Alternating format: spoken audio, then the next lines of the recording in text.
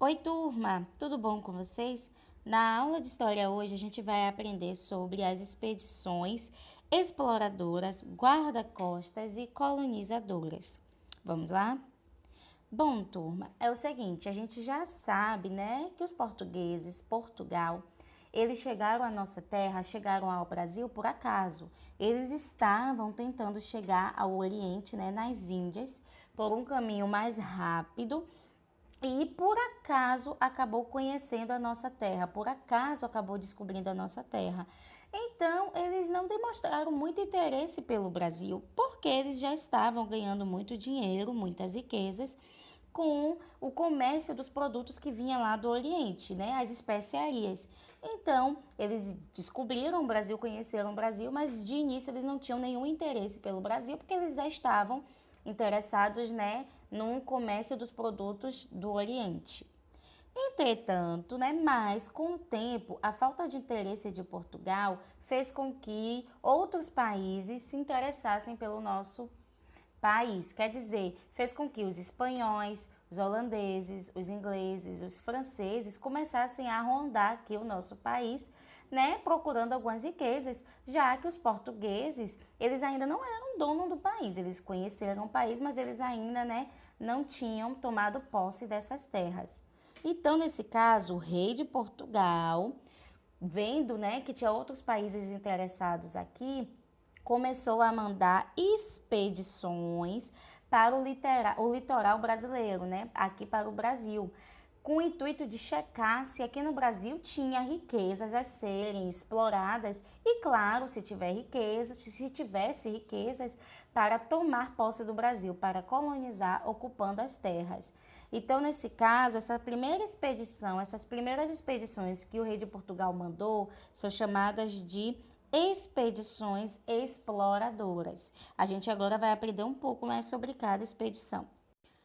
A primeira expedição exploradora, ela foi realizada em 1501, foi comandada por Gaspar de Lemos, certo? E ela tinha um objetivo, ela foi comandada, né? Ela foi mandada com um intuito.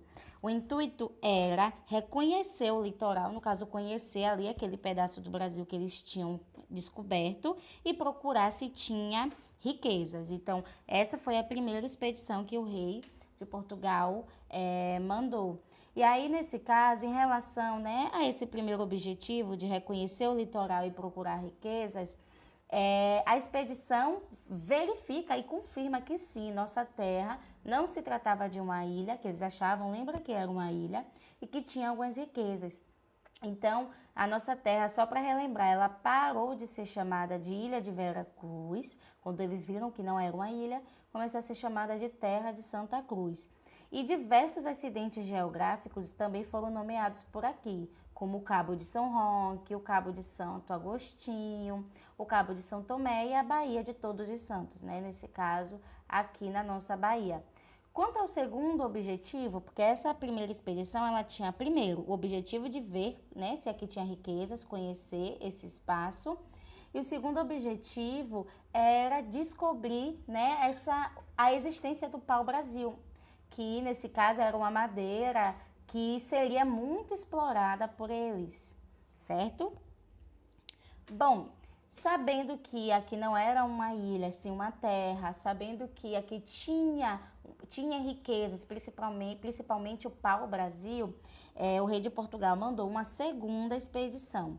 Então, essa segunda expedição exploradora aconteceu no ano de 1503, certo? Ela foi comandada por Gonçalo Coelho. E qual foi o objetivo dela aí? O objetivo dela foi verificar, né, as riquezas que eles já sabiam que aqui tinha. Então, eles foram verificar as riquezas das terras colonizadas. E, nesse caso, nessa expedição, foi que as primeiras amostras do pau-brasil, os primeiros pedaços de madeira do pau-brasil, foi enviado, né, para a Europa, porque eles viram que a madeira fornecia uma tinta avermelhada.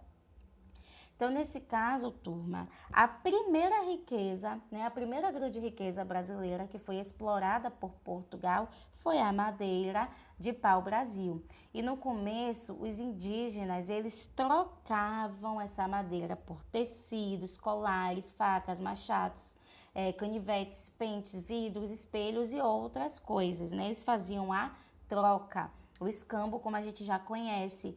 E com o tempo, né, outras pessoas, no caso que não, as pessoas que não eram de Portugal, começaram a se interessar, né, por esse comércio da troca da madeira do pau-brasil.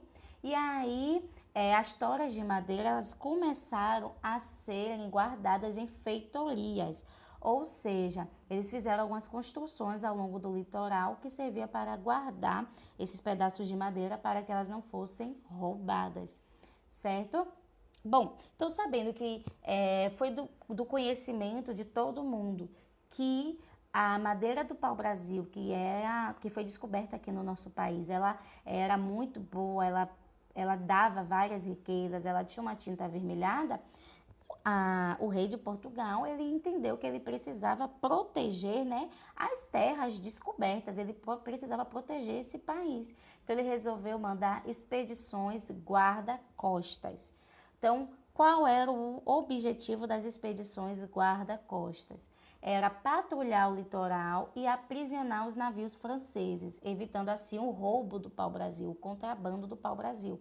Então, eles ali faziam uma segurança do litoral brasileiro. Quando eles viam navios franceses ou de outros países, eles prendiam para que a madeira do pau-brasil não fosse roubada, certo? Bom, essas expedições guarda-costas, elas foram comandadas por Cristóvão Jacques, porém, como o litoral brasileiro, ele era muito grande, muito extenso, ele não conseguiu tomar conta de tudo. Então, vendo essa dificuldade, o rei de Portugal foi aconselhado, na verdade, a ocupar as terras, a tomar conta das terras, para evitar essas invasões, né? Então, ele decidiu tomar conta do Brasil, tomar posse do Brasil. Ele decidiu virar dono do Brasil. Ele colonizou o Brasil. E aí, o que é que ele fez? Ele enviou pessoas de lá de Portugal para vir morar aqui no Brasil. Né? Então, essa expedição que trouxe pessoas para morar no Brasil foi comandada por Martim Afonso de Souza. E essa expedição trazia as pessoas e também trazia sementes, animais domésticos e instrumentos de trabalhos. Também vieram alguns colonos e o irmão, né, de Martim Afonso morar aqui. O irmão de Martim Afonso se chamava Pero Lopes de Souza, que é esse que vocês estão vendo. Então, eles vieram, né, morar aqui nas terras brasileiras para tomar conta. E nesse caso, o rei português, né, o rei de Portugal, no futuro, iria entregar alguns pedaços do Brasil para essas pessoas. E isso se chama capitania hereditária.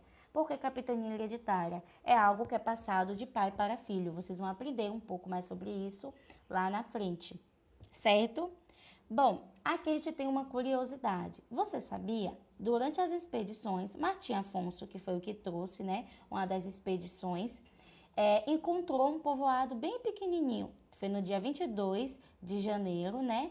Então, nesse caso, lá no ano de 1532, ele desenvolveu a primeira vila do Brasil, que foi chamada de Vila de São Vicente. E aqui a gente pode ver, né? Lembra do Tratado de Tordesilhas? A gente tem aqui a parte que pertence à Espanha e a parte que pertence a Portugal. Começou a se desenvolver vilas, né? A se desenvolver cidades. Certo, turma? Bom, espero que tenham entendido o assunto. Esse é o assunto de hoje. Ele é bem extenso, mas é de fácil entendimento. Aguardo vocês na aula. Um beijo.